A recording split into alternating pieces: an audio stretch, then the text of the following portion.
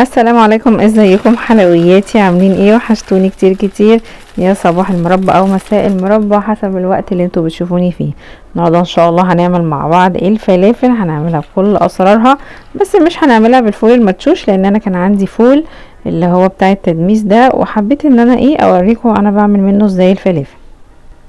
جايبه لكم بقى سر الفلافل او الطعميه زي ما بيقولوا عليها بتوع القاهره والمحافظات. بيعملوها ازاي بقى في المطاعم بتاعه الفول والفلافل. اولا انا جبت الفول بتاع التدميس ونقعته في ميه كده، حطيت عليه ميه وسبته يتنقع في الميه من بالليل للصبح. بعد كده جبت سكينه وابتديت اقسمه كده نصين واقشره.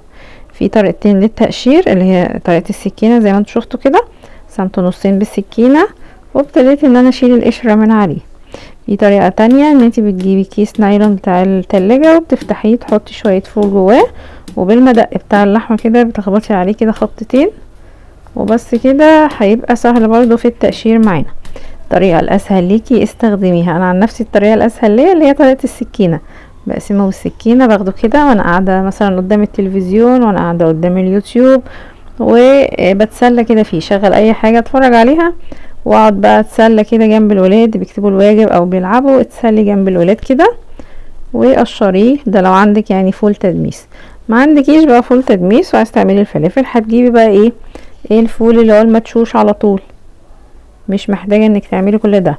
انا بس عشان عندي فول كان جايلي هدية كده مع شوية حاجات، فانا مش حابة اعمله فول مدمس، فقلت اعمله فلافل. تابعيني لاخر الفيديو عشان انا جايبالك الطريقه اللي بيعملوا بيها في المطاعم من قلب المطعم نفسه. تمام. بعد ما قشرت الفول حسيت ان الفولايه لسه ناشفه، فحطيت عليه شويه ميه كمان ونقعته حوالي مثلا 6-8 ساعات حسب ما انتي عايزه يعني، بس مش اقل من كده. ايه بقى المكون اللي بيحطوه على الفلافل؟ تعالي نشوف مع بعض.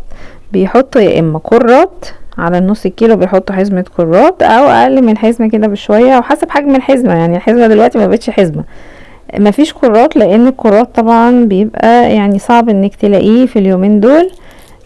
بيحطوا البديل بتاعه اللي هو الجرجير، يعني بتجيبي حزمة جرجير وتاخدي نصها او 3/4، يعني ما تكتريش قوي برضو عشان مش عايزين احنا العجينة تبقى غامقة معانا وهي بتستوي. دي انا جبت حزمة صغيرة كده، هي الحزم بقت رفيعة عموما يعني، انتي بالنظر كده حطي وما تزوديش، يا دوبك هما عودين 2 من الجرجير. وعلى نص كيلو فول مدشوش هتحطي بصلاية متوسطة، وهتحطي من 6 ل8 فصوص توم متوسطين برضه. بس كده بس كده. جربي الطريقة دي بقى اللي هي بالجرجير، حلوة جدا. الاول طبعا كنا بنحط خضرة المحشي اللي هي بقدونس كزبرة شبت، ودي بتسود عجينة الفلافل جدا، ولما تيجي تقليها بتخليها غامقة كده وسودة، مش زي بتاعت بره خالص. انا جايبالك السر ده من جوه مطعم الفلافل، واحد شغال جوه مطعم الفلافل وهو قال لي السر ده. في الموسم اللي فيه الكرات بيحطوا كرات، مفيش كرات بيستبدلوا الكرات بالجرجير وبيبقى برضو النتيجة حلوة. ضرب الفلافل بقى بالهاند بلندر، بالكبة، بالخلاط، باي وسيله، بمفرمه، اي حاجه انتي حابه. انا عن نفسي بحب بستسهلها كده بالهاند بلندر، بنعمها خالص زي ما انتم شايفين كده، وما شاء الله خضرها جميل. والجرجير طبعا كله فوائد، مش قادره اوصفلك طبعا فوائد الجرجير، يعني حتى هو افيد من خضره المحشي.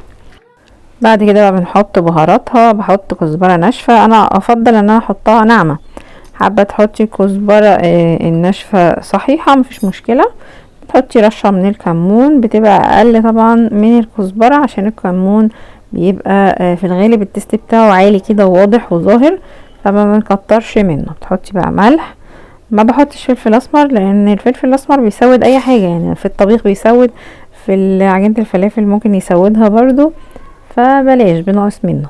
يعني هي كزبره وكمون وشكرا على كده. بيعملوا بقى في مطعم الفول والفلافل؟ بعد ما بيعجنوا العجينة بالكرات او الجرجير، بيبتدوا بقى يخرطوا عليها بقى شوية خضرة من الخضرة اللي انا قلتلك عليها على الوش، يا دوبك مخرطة مش مضروبة فيها، يعني على الوش مش هتأثر في سواد العجينة. تمام. نخرط بقى شوية كده عليها، يا دوبك كده حبة في ايدينا.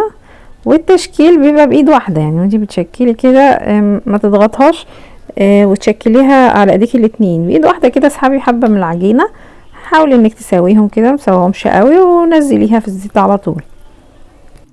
وطبعا محدش يعيب على الطاسه، لان الطاسه دي بتطلع احلى فلافل وبتطلع احلى بطاطس واحلى بتنجان مقلي. المهم بقى نحط فلافلنا كده في الزيت. ولو وصلتوا لحد هنا من الفيديو ما تنسونيش بقى في اللايك والشير، وابعتوا الطريقه دي لاخواتكم وحبايبكم وجربوها، يعني جربوا واكتبوا لي في الكومنتات. هنقلب بقى الفلافلات. بصوا فاتحه وجميله ازاي، مش طالعه غامقه وسودا زي ما كنا بنطلعها قبل كده. بصوا الجمال، قمر، فلافل قمر. دي احمرت معايا شويه، يعني مش غامقه بس هي اتحمرت لان هي على الحرف قوي فخدت لون. اعتقد دول كانوا اول حاجه انا حطيتهم في الطاسه. انا عبال ما جبت التليفون وقفت اصور كانت غمقت سنه يعني، بس هي واخده تحميره مش غامقه. بصوا طالعه فاتحه اهي زي بتاعه المطعم واحلى كمان. لو حبيتوا ان انتوا تفتحوها اكتر من كده قللوا كميه الجرجير. وكمان في معلومه تانية حابه ان انا اقولك عليها برضو، لان لقيت عليها سيرش كتير قوي على اليوتيوب، وانا كنت عامله فيديو بالموضوع ده قبل كده. الفلافل لو فكت معاكي في الزيت، اول ما حطيتيها في الزيت ولقيتيها اتفشكلت كده وفكت واتنعكشت في قلب الزيت، الفلافل دي تبقى محتاجه رشه من البقسماط او رشه من الدقيق او رشه من النشا. اي حاجه عندك من دول اديها رشه وقلبيها وارجعي شكليها تاني في الزيت، هتلاقيها مسكت معاكي وبقت زي الفل. برضو معلومه حبيت افيدك بيها لان لقيت كل الناس بتبحث عنها. تمام. بصوا ما شاء الله طالعه مقرمشه بقى من بره وطريه ولونها حلو جدا من جوه.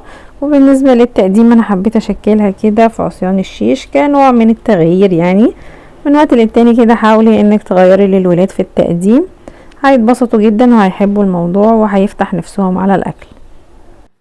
لايك وشير بقى يا مربايه، واستنيني في فيديوهات جايه ان شاء الله كتير. بحبكم كتير كتير، والسلام عليكم.